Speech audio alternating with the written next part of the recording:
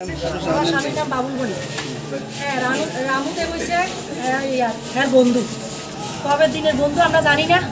এরপরে হ্যার মরতে মরতে হ্যার বউয়ের সাথে সম্পর্ক জড়াইছে। সম্পর্ক তো জড়াইছে হেরা বিভিন্নখানে যায়, ছবি তুলে, এরপরে দেশ ভ্রমণ করে, বিদেশ ভ্রমণ করে আমার কাছে সমস্ত ছবি ভাড়া।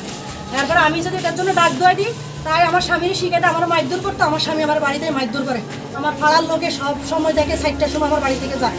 এভাবে আমি আর কত সহ্য করতাম। আজকে আমি সহ্যের সীমা হারাইয়া আজকে আমি আসি তাইরে ধরতাম। এখন আমি ন্যায্য বিচার চাই। আমার স্বামী আজকে আমার বলে ওই মহিলার নাকি সে বিয়ে করছে। আমার গার্জিয়ান আমার মামা আছে, দুলাল বণিক, লক্ষণ বণিক, এরা আমার মামা। এরা অনেক ডাক দোয়া দিছে, বুঝাই আনতে চাইছে, কিন্তু এরা পারছে না।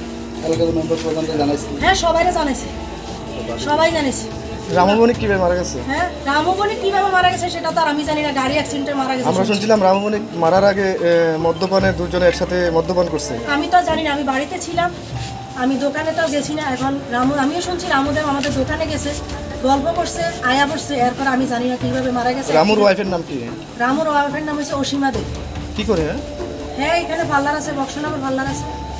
আমরা তো শুনছি আগরতলা পার্লার আছে। হ্যাঁ, এখন আগরতলা থাকে, বক্সনগরও থাকে, দোনো জায়গায় থাকে। পার্লারটা কে দিচ্ছে?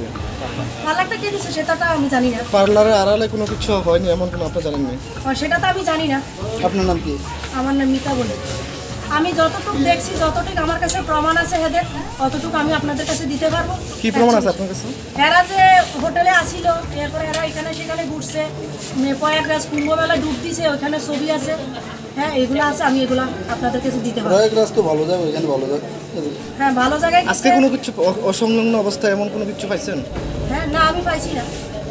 সেটা কি আর আমরা দিব?